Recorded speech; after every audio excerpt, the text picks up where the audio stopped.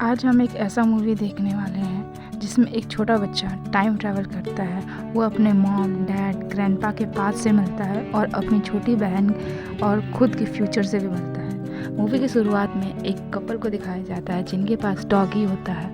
वो lady pregnant होती है, उसे एक बच्चा होता है। अब वो बच्चा थोड़ा बड़ा हो गया है और उस लड़के का नाम कुन होता है। उनकी आंटी बताती हैं कि अब थोड़ी देर में ही उनके पेरेंट्स उसकी छोटी बहन को लेकर आने वाले हैं। और जब उनके मॉम डैड आते हैं तो कुन रोने लगता है यह बोल के कि उसने बहुत मिस किया, और वो बेबी को देखकर बहुत एक्साइटेड हो जाता है और वो उसको नाम बुलेट ट्रेन के नाम पर बताता है। अगली सुबह कुन को दिखाया जाता है जहां वो सोकर उठता है और उसके डैड खाना बना रहे होते हैं और मॉम बेबी को संभालती है। कुन अपनी मॉम को अटेंशन चाहता है और वो इतना थकी होती हैं कि चेयर पर ही सो जाती हैं और उसके डैड सारे काम में हेल्प करते हैं।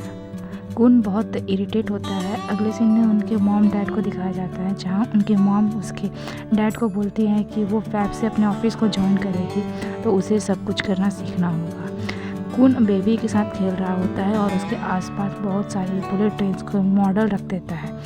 स्टोरी सुनाते सुनाते वो सारे ट्रेन्स को उसके अगल बगल रख देता है। ये देखने के बाद उसकी मॉम बेबी को उठाकर उसके डैड के पास ले जाती है और उसे ये सिखाती है कि बेबी को दूध कैसे पिलाना है। कुन को ऐसा लगता है कि उसके पेरेंट्स उस पर ध्यान नहीं दे रहे हैं और वो बहुत सैड हो जाता है और बेबी उनको परेशान करता है। ये देख के उसकी मॉम उसे डांटती है और वो गुस्सा में बेबी को ट्रेन के मॉडल से मार देता है। और ये देखने के बाद उसकी मॉम उसे डांटती है।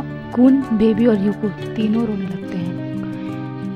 कुन की मॉम उसे समझाती है कि उसे अच्छे से रहना चाहिए अपनी बहन के साथ क्योंकि वो बड़ा भाई है। लेकिन कुन कहता है कि नहीं, वो नहीं है और वो अपने डैड को देखकर और रोने लगता है। लेकिन उसके डैड भी बेबी को चुप करा रहे होते हैं। ये देखकर कुन बाहर आ जाता है और रोते हुए। तभी उसे एक आवाज़ सुनाई देता है पेड़ से और वो एक लड़के को देखता है जहाँ पर कुन उसे उसके बारे में पूछता है। लड़के का नाम प्रिंस होता है। प्रिंस बताता है कि उसके मॉम डैड उससे पहले बहुत ध्यान देते थे, लेकिन जब से कुन आया मॉम डैड ध्यान देना बंद कर दिए थे। ये सुन के कुन को बुरा लगता है और कुन को वहाँ पर एक बॉल दिखता है।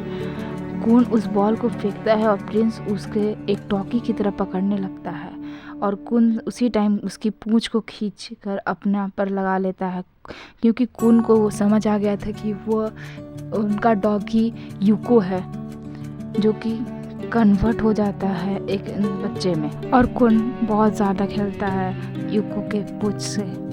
रात में उनके मॉम डैड डिस्कस करते हैं कि वो सब कुछ कैसे मैनेज करेंगे और उसके डैड बोलते हैं कि वो अपना बेस्ट देंगे। और अगले दिन सुबह में जब कुन उठता है तो उसके मॉम डैड उसके बहन को नाम बताते हैं मीराई, और उसके मॉम बताती हैं कि वो लोग डॉल फेस्टिवल सेलिब्रेट करने वाले हैं जो कि लड़कियों के लिए होता है। उसमें उसकी मॉम बताती हैं कि अगर एक दिन भी एक्स्ट्रा वो डॉल रही तो 1 साल एक्स्ट्रा शादी में लगेगा।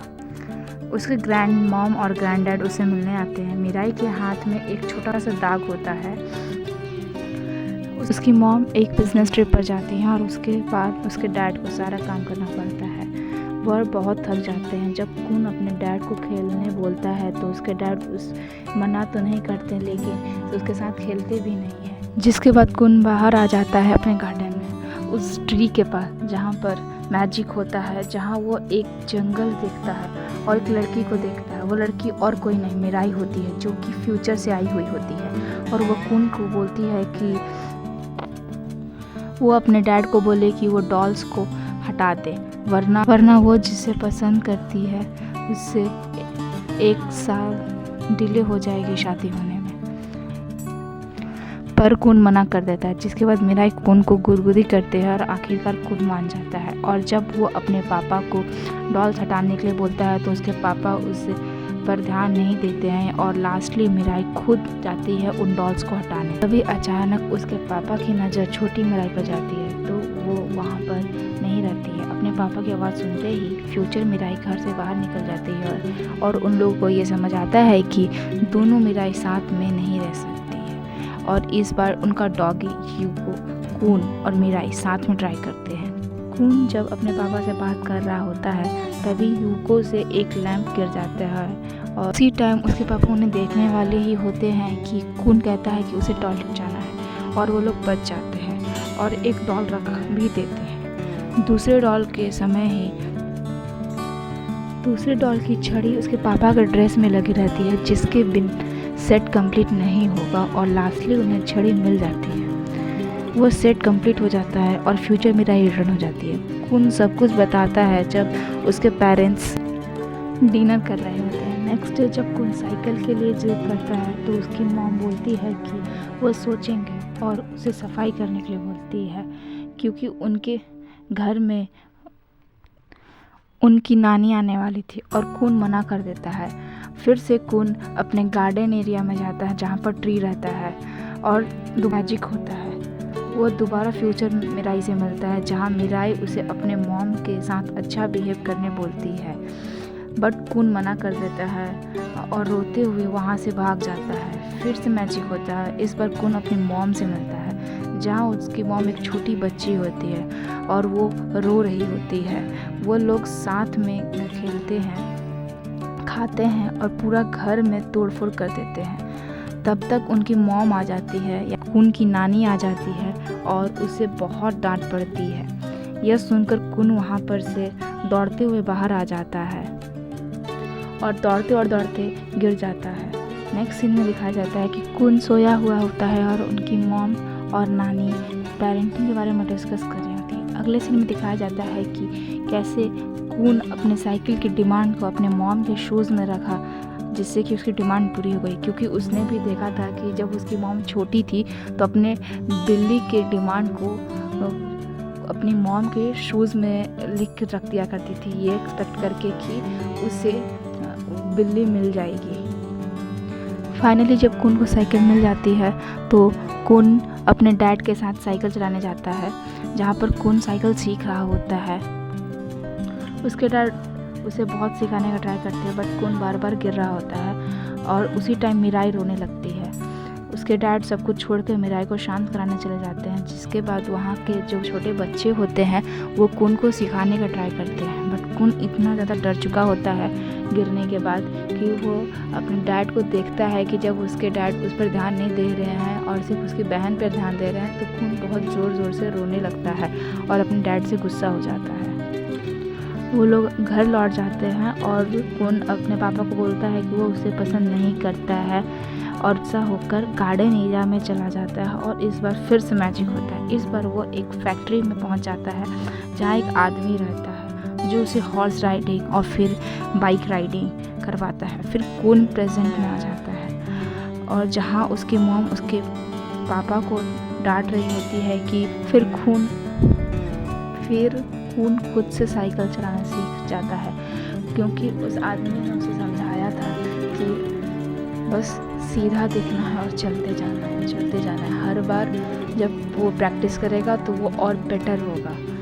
कून और उसकी मॉम एक एल्बम देख रहे होते हैं जहाँ पर कि वो एक आदमी को देखता है बाइक के साथ। तब वो समझ पाता है कि जब वो मैजिक हुआ था तो वो आदमी भी सेम था जो कि उसके ग्रैंड पा थे।